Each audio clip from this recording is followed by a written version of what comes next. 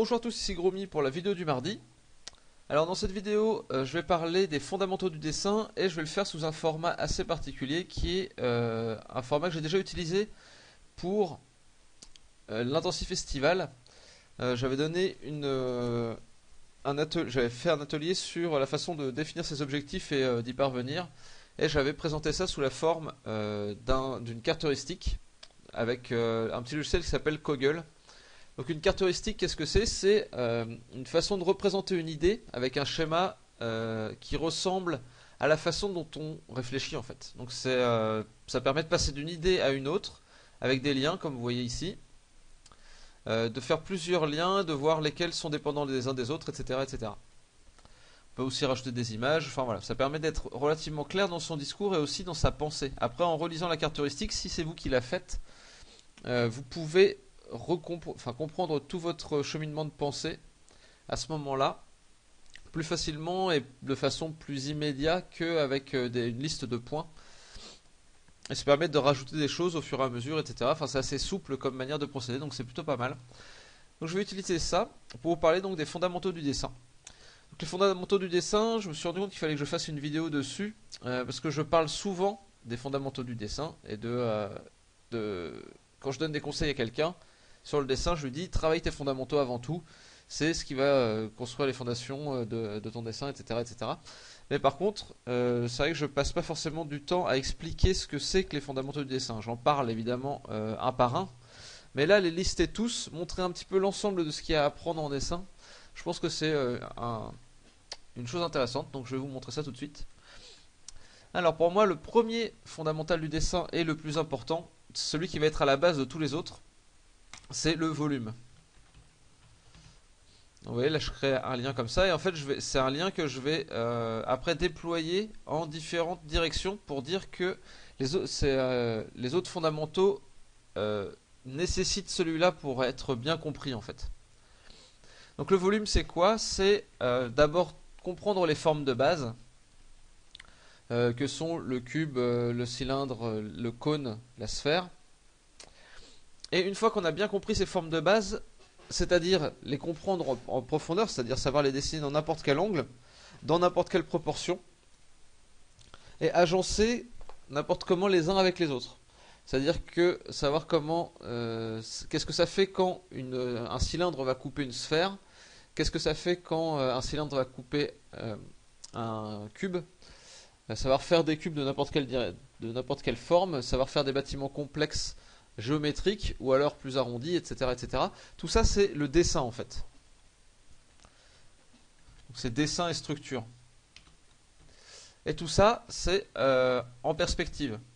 En fait, une fois qu'on comprend très bien le volume, on réussit à penser en volume et penser en 3D. Plutôt que de penser des surfaces plates, on va penser à des formes en volume, on va pouvoir tourner autour, réfléchir à la position de notre caméra, etc., etc. Donc à partir du moment où on a compris ça, déjà on a compris un gros pan du dessin, quoi. Après, deuxième chose que je voulais dire avant de continuer sur les fondamentaux, enfin sur la liste des fondamentaux, c'est que les fondamentaux c'est des choses qui vont s'acquérir toute la vie. Il faut avoir un certain niveau en volume pour progresser dans les autres domaines, mais c'est pas obligé d'être extrêmement fort en volume pour pouvoir progresser dans le reste. C'est juste que c'est vraiment pour moi le premier pas. Donc pour moi, il faut comprendre au moins les formes de base et commencer à penser en 3D sur des formes simples, même si on n'est pas encore capable de faire des formes très complexes en volume. Il faut au moins réussir à comprendre le volume en 3D avant de passer au deuxième fondamental important pour moi, c'est la lumière. Donc voilà, la lumière c'est tout ce qui va être la couleur, le noir et blanc, comment poser une lumière dans une scène, comment créer une ambiance, etc. Voilà, couleur, ambiance. Voilà, pour moi ça c'est super important. Et deuxième point qui pour moi est aussi dépendant du volume, l'anatomie. Donc l'anatomie c'est comment les choses fonctionnent. Donc en gros on en parle la plupart du temps pour le corps humain. Mais ça peut être pour plein d'autres choses. Après l'anatomie dans le corps humain c'est connaître les os, connaître les muscles, là où ils s'attachent, quelle est leur forme, comment leur forme va changer quand le corps va bouger. Les os, c'est important de savoir parce que c'est là où vont s'attacher les muscles, et c'est aussi important de le savoir parce que c'est les endroits qui ne vont pas pouvoir se déformer. Contrairement aux muscles qui, eux, se déforment, vont gonfler, se réduire, etc. Donc voilà, l'anatomie, on en parle pour le corps humain, mais ça peut être aussi pour le corps des animaux, donc savoir un peu comment, enfin la même chose sur les animaux. Ça peut être aussi la mécanique, si on parle de véhicules, c'est bien de connaître comment ça fonctionne. En fait, l'anatomie, c'est vraiment comment fonctionnent les choses, le fonctionnement mécanique des choses. C'est pour moi un point assez important à travailler, et il faut des notions de volume pour ça. Si on n'a pas de notion de volume, on va avoir du mal à inventer un personnage qui va se déplacer en volume. On va avoir du mal à faire des raccourcis, on va avoir du mal à faire des personnages qui vont être vivants et qui vont avoir une présence à l'image. Donc voilà, pour ça, pour moi, tout ça c'est important. Et l'anatomie c'est super important pour faire des personnages crédibles. Après, tous les fondamentaux du dessin sont pas forcément indispensables pour tout le monde. Il y a des personnes qui font tout un tas de dessins et qui se préoccupent pas de l'anatomie particulièrement. Et pour qui ça fonctionne assez bien, hein. Mais ne serait-ce que d'avoir fait un petit peu d'anatomie, ça va nous aider quand on va faire des dessins plus lâchés. Parce qu'on va avoir appris plein de choses sur le mouvement, plein de choses sur les lignes de force, des choses pour qu'une gestuelle soit compréhensible, etc., etc. Donc pour moi c'est important. Après je me base sur tout ce qu'il y a à apprendre en dessin pour devenir un artiste assez complet et polyvalent. Après, évidemment, sur certains styles, on peut se passer de telle ou telle chose. C'est pareil, la lumière, si vous faites que des aplats de couleurs et que c'est juste des couleurs qui sont arbitraires, il vous faut plus de la théorie des couleurs plutôt que de la lumière, en fait, que de la théorie de la lumière. Mais bon, voilà, c'est vraiment juste histoire de présenter les choses de la manière dont moi je les ai apprises et de la manière dont je les enseigne. Après, ça correspond pas forcément à n'importe quel type de dessin, c'est comme tout. Donc ensuite, les autres fondamentaux qui sont très importants pour moi, c'est le design. Et le design, en fait, ça va comprendre plusieurs choses. Je vais détailler ça un petit peu. Design, on va avoir la composition, par exemple, c'est un élément de design. Mais on va avoir aussi tout ce qui va être design de couleurs. On va avoir aussi juste langage des formes, ce genre de choses.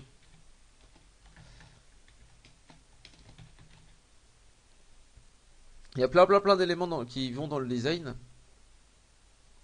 La composition et le langage des formes, ça a des points communs, hein. En fait, la composition, c'est vraiment le design appliqué à une image entière. Le design, ça va être comment choisir quelle forme on va utiliser, en quelle proportion. Ouais, d'ailleurs, je vais noter proportion. Hop. Quelle ligne de force on va utiliser, quel dynamisme, etc., etc. Quelles formes vont parler de quel type d'objet. Donc ça peut s'appliquer à tout, hein. Ça peut s'appliquer au paysage, aux personnages, aux créatures, aux objets, donc aux armures, à tout ce qui peut exister, à des robots, à des voitures. Enfin voilà, ça c'est des choses qui peuvent s'appliquer tout le temps. Tous ces points-là, enfin le design, je pense que c'est le point qui va être le plus important pour ceux qui ne vont pas utiliser fortement les deux fondamentaux qui sont ici. Pour moi, le design, c'est quelque chose auquel on va pas pouvoir vraiment couper en fait si on veut faire des dessins agréables à l'œil. Donc le design, et après on va voir la narration. Donc je les mets de ce côté-là parce que c'est des éléments qui sont un petit peu liés, je trouve. Design et la narration. Par exemple, la composition et la narration, ça va être très lié en règle générale. D'ailleurs, je pense que je vais réorganiser les choses pour qu'on ait plutôt différents fondamentaux qui soient tous à la même hauteur et créer des liens entre eux en fait. Parce que là, en même temps, je vais vous donner le fichier Kogel, comme ça vous aurez ce petit fichier avec vous. Voilà, je vais détailler un petit peu plus les différents fondamentaux. Oui, ça permet vraiment d'être assez souple hein, sur le fonctionnement, en compréhension du volume. Non, on va donc penser en 3D plutôt. Hop. La perspective, construction en forme de base. Voilà. Tout ça c'est le volume. L'anatomie, ça peut être anatomie humaine, anatomie animale, mécanique, os, muscles, gestuels. Oui, ça permet de faire des cartes qui peuvent être relativement complexes, mais qui proposent un discours relativement clair quand même. Donc lumière, on va avoir d'abord le noir et blanc. Et donc c'est pour ça aussi que le volume c'est super important pour la lumière, c'est qu'il va falloir, pour déterminer une source de lumière, il faut imaginer un spot lumineux ou une source lumineuse dans l'espace par rapport à l'objet en question. Si on ne sait pas, si on ne réfléchit pas en volume, ça va être extrêmement difficile de faire ça de manière crédible après. On va devoir prendre des exemples et des exemples et des exemples. Et en fait, pourquoi les fondamentaux c'est si important? C'est que sinon, si on n'apprend pas par les fondamentaux, on va devoir apprendre en reproduisant et en répétant les choses. Et donc du coup, on va répéter les choses et faire un dessin qui va être de mieux en mieux évidemment. Par exemple, prenons un personnage, on va faire une première fois un personnage, il va pas forcément être terrible, on va en faire 2, 3, 4, 5, 6, une dizaine, au bout d'un moment le personnage on va l'avoir bien dans la main et on va faire des dessins qui vont être justes à partir de ce moment-là sur ce personnage-là. Par contre, si on change de sujet, si à la place de ce personnage-là on en fait un autre, on va avoir encore quelques restes, mais si par contre on commence à faire, je sais pas, un chien, une voiture ou autre chose, va falloir recommencer tout au début, va falloir recommencer à en faire un, 2, 3 qui vont être mauvais, etc., etc., etc. Donc on va pas pouvoir dessiner ce qu'on veut. Passer par les fondamentaux, c'est une façon d'apprendre qui est assez dure parce que c'est pas très sexy pendant assez longtemps. Mais par contre, une fois qu'on les a bien en tête, on peut dessiner n'importe quoi. Il suffit de voir quelque chose, d'observer pendant 2 minutes et les premiers dessins qu'on va faire vont déjà être bons. Parce qu'on a déjà tous les fondamentaux. On sait décomposer une forme en 3D, après on sait poser de la lumière dessus, on sait comment ça fonctionne, et on sait créer du design, on sait créer de la narration autour, etc. etc. Donc on est assez libéré de toutes les contraintes une fois qu'on a tout ça en tête.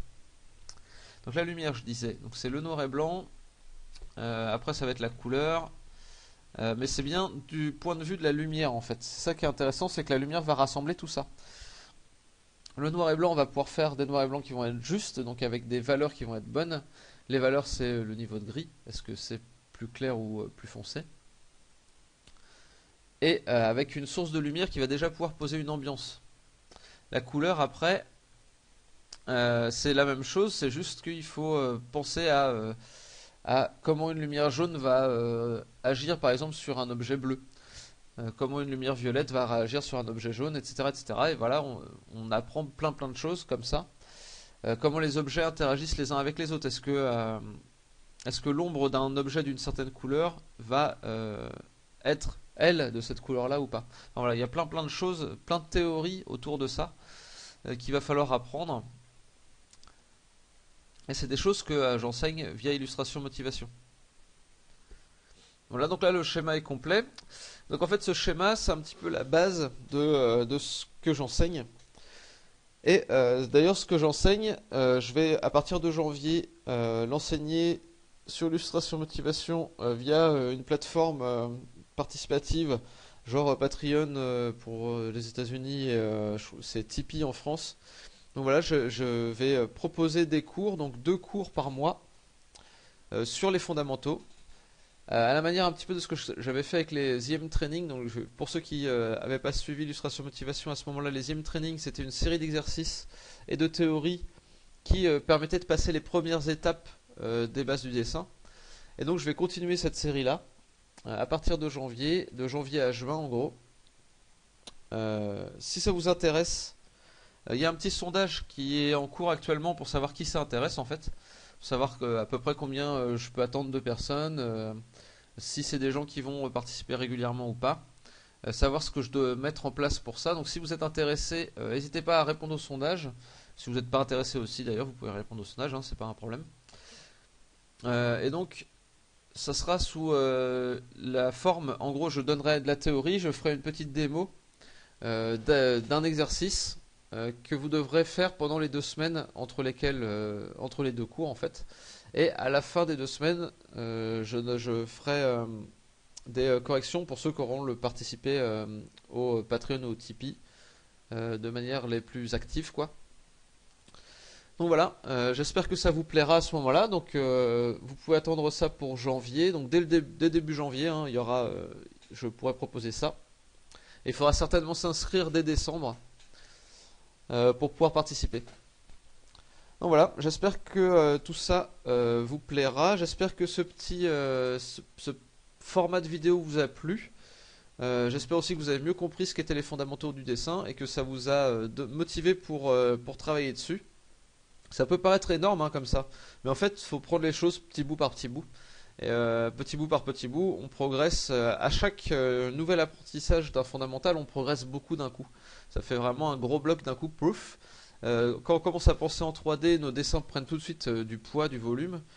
Après, on apprend un peu d'anatomie et du coup, nos personnages gagnent en crédibilité. Quand on passe à la lumière, on va avoir d'un seul coup des personnages qui vont avoir une ambiance et une plus grande présence encore physique. Et après, au fur et à mesure qu'on progresse en design et en narration, on a des images qui sont de plus en plus attrayantes pour le public, quoi.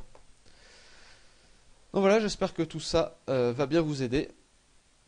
Si vous avez besoin de plus de précision, vous pouvez me poser des questions directement sur YouTube. Sinon, vous pouvez aller sur le forum d'illustration motivation. Il y a plein de gens qui sont là pour vous répondre. Donc voilà, merci à tous de m'avoir écouté, regardé. Et ben, je vous dis à la semaine prochaine, à mardi prochain pour la prochaine vidéo. Allez, salut!